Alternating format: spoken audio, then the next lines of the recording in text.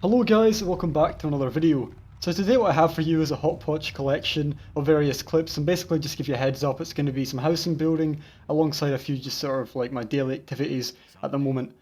Now, as you'll find out I guess a little bit later, my daily activities haven't been that exciting recently, and that is because I moved house, and unfortunately with moving house sometimes the internet you have to put up with for a little bit isn't the best. And well, living in Australia, in Western Australia in particular, is just going to further exacerbate that, as you can imagine. So right now, really my ping, as you'll probably see if you pay attention to the bottom left hand of the screen, is constantly spiking to 999 pretty frequently, which makes me doing any kind of 4-man group PvE content or, trials for sure, makes that very difficult to do. So keep that in mind, I'm not really going to be producing too much content for the next 5 to 10 days, as well, it's a little bit difficult to do so. Another thing I want to talk about is a follow-up from my last video, and in that video I asked for feedback on what you thought of my new build format.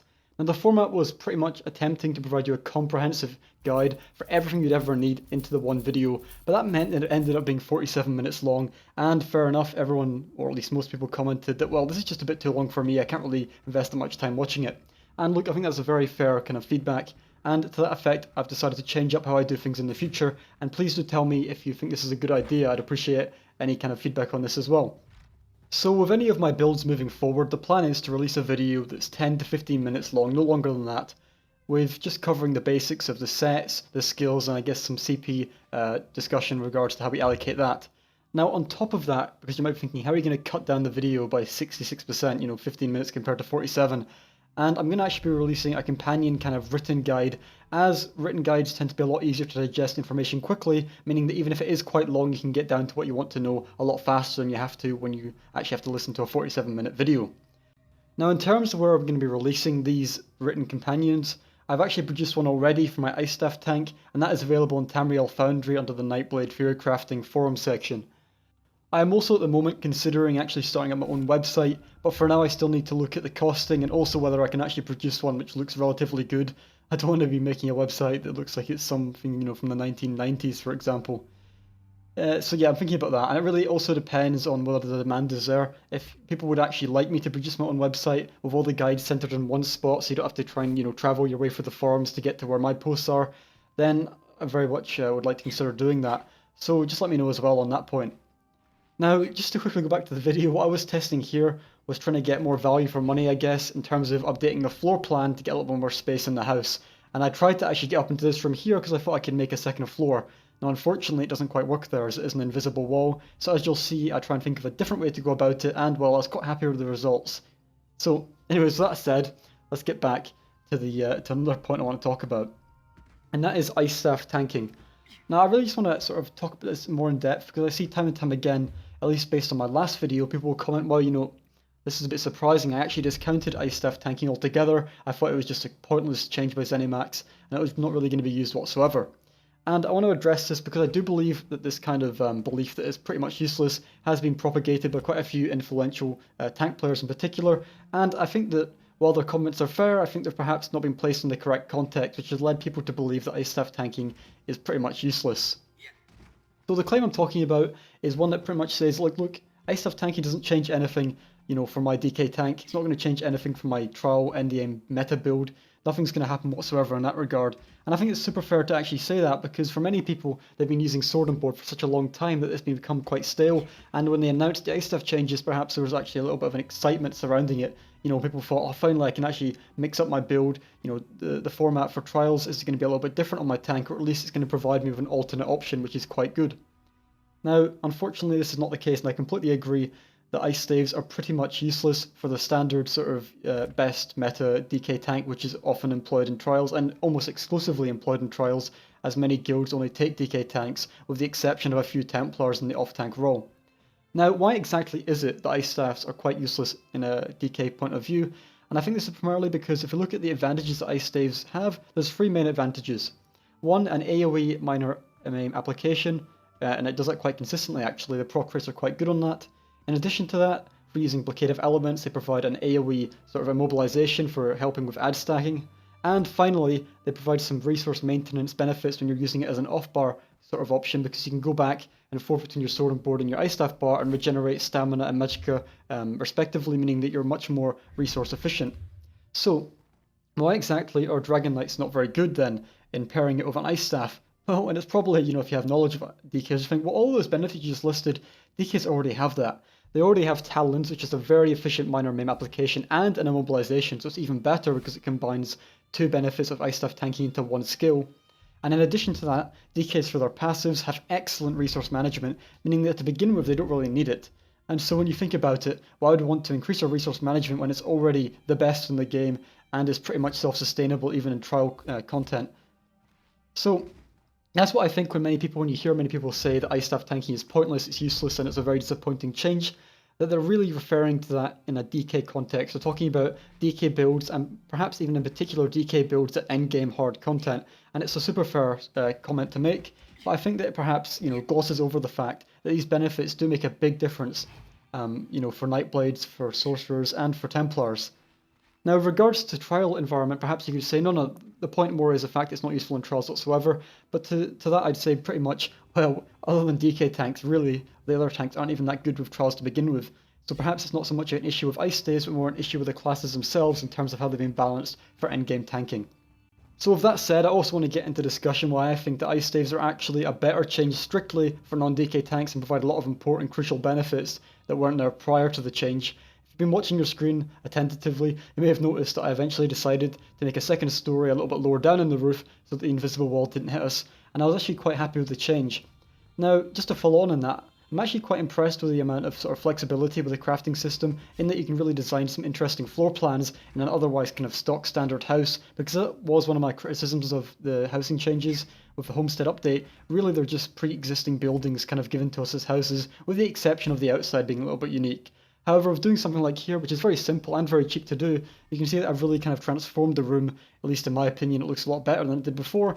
And for me, it really just provides that sense of uniqueness to the housing. This isn't just a kind of stock standard copy of an ample domicile or whatever house you may have. There is kind of changes I've made, which actually makes the house look a lot different, or at least, different enough to kind of say that, look, this is kind of cool if you are visiting someone's house. Now, to that extent, I guess it is kind of a blessing in disguise then that my internet's not been so good recently, as it has changed my perception for the positive of the Homestead changes, and I do quite enjoy this crafting kind of system as it can be quite flexible. Now, with that being said, just briefly before I get back to the Ice Staves discussion, which will kind of permeate the remainder of the video, I just want to briefly say that there's a few changes to the outside which I will showcase, and the overall theme I was kind of go with this house is kind of an Aelid theme, and that's why you see the kind of light down the bottom which combines an Aelid kind of crystal with an Aelid structure, and likewise you'll see a few other Aelid items spotted around. Oh, and of course the Daedric Scamp under the stairs was also quite a fun little thing. I think that if individuals did have a look around, they may be a little bit surprised, and it's just a nice touch to add to your house, especially if you're planning on having your primary residence. The fact that maybe you put things in a little bit of a, I guess, hard to see location, which rewards people actually having a look around properly, and I don't know.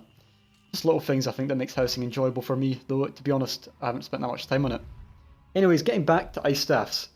So we've already talked about how it's not that great for DKs, but why is it so essential and kind of great for non-DKs? So the most testing I've done is on my Nightblade, and Nightblades didn't really have access to a viable way of applying minor MAME in an AoE environment. Now, we do have minor MAME from our Heroic Slash, and this can be done, I guess, on 1 or 2 targets at a time, but especially for Magicka tanks, trying to apply that to all enemies, 5 or 6, isn't really doable unless you want to end up with no stamina, which can have, ramifications down the line. Now, in a similar vein to that, there is no real way of locking enemies in place, no mobilization feature. Now, Sorcerers do have that, but certainly Nightblades don't, and I do not believe Templars do either unless you're trying to use a stun mechanic, which is only going to be effective, until their CC immunity comes in and they can't be stunned any longer. And that's with Blazing Shards, I believe. This means that actually the importance of having Ice Staffs is pretty important, because if you can't apply a minor MAME to enemies and you accidentally lose aggro or miss taunt on one of them which does more damage than the others, your DPS could actually die. And so with this minor MAME tool, it kind of means that the enemies are much more controlled in a single space where you stack them, and also they're doing less damage to your group, which is just a strict benefit in my opinion over not being able to apply minor MAME nor root enemies in place with a Nightblade tank in the past. In addition to that, if you're combining it with Storm Mothers, which is a benefit kind of giving us chains, which you don't have access to either, which DKs do have access to, the chain ability. This means that when we are using Storm Mothers to drag it in, it synergizes very well because it means that no longer are enemies just running back out the stack, archers or some melee adds which have ranged abilities. They're not just running right out when we drag them back in, they're actually getting immobilized in place, which for me really further complements Storm Mothers and just makes the build overall more strong. Now I guess if you want to consider whether I would say does an Ice Staff need changing, is it a bit weak at the moment, I do have a few criticisms, but also something I want to say in terms of comparing them as well. So if you were to ask me, and I guess if you asked me to compare Sword and Board just strictly compared to Ice Staves, I'd still agree and say, look, Sword and Board is better in a sort of one-to-one comparison. However, if you were to say, alright, we've got our Sword and Board on one bar and compare Sword and Board and Ice Staves, then I would say that on a backboard choice, Ice Staves are strictly better than a Sword and Board for non-DK tanking, for the reasons that I listed prior. In addition to that, the resource management has never been that strong on Sorcerers or Templars, and in a similar way, not that strong on a Nightblade, though it is much better. And so the resource juggling of, going between our Sword and Board front bar and our Ice Staff back bar allows us to be much more self-sufficient and allows us to maintain our resources without having to constantly yell for a healer for shards. Now this is where my criticisms come in. First off, the resource management point means that Ice Staves really are not that strong as using solely. So what do I mean by that? Using an Ice Stave on our front bar and our back bar, I don't think that option is going to be that good whatsoever, aside from perhaps some kind of fringe builds which are a little bit more kind of specialized than Ice Stave back bar, which I think is more of a general improvement to your build for a non-DK tank. Now how do they fix that? Well, to be honest, I'm not entirely sure, but I think they might have to increase the passives, like the damage reduction taken and the block reduction, maybe something altered there, so that they're more in line, with our Sword and Board option, which is why Sword and Boards are better for a front bar, because they're a bit more tankier and allow us to tank main boss encounters more kind of consistently, and also have some nice tools in regards to consistent application of minor maim, and also the minor heroism buff is probably a big one as well. Only Sword and Boards can give us minor heroism unless we use a particular set, which might be a little bit inefficient. In addition to that, the heavy attack feature, which is kind of a difference to Sword and Board, heavy attacking when Ice Staff gives a small damage shield and taunts the enemy. But an issue of that is that the time taken to actually cast that heavy attack is way too long. I think they should actually reduce the duration it takes to do that, and maybe even increase the shield we get from it by a little bit, as when we are heavy attacking, our block is down, meaning we're taking more damage. In sort of, I guess, response to that, you could even make it so that you're getting a damage shield as you're casting it, rather than getting a damage shield after you've casted it, because obviously the incoming damage is increased while we're actually heavy attacking, and we don't really need it when we're blocking again, because we'll be taking less damage and also be casting damage reduction, heals, and also self shields. So that's my thoughts on the matter. I guess what I would say as well is another issue with the heavy attack as it is that sometimes if you're not tab targeting, you'll be heavy attacking and trying to hit an enemy far away, but often, an enemy will run in front of you, meaning you hit the wrong ad, and that means it's just not effective whatsoever. In addition to that, heavy attacking also means that we're going to be losing, our buffs or our debuffs. It means we can't really cast abilities. So yeah, I think shortening the duration and giving us a damage shield, perhaps a bigger one or a different point, could really fix that issue. Anyways, guys, once again, thank you for tuning in. I really do appreciate all the support and any comments, any feedback on it. If you enjoyed the video, it'd be great. So, until next time, guys, until my internet is back and all is well, I'll see you all in another video. Bye-bye.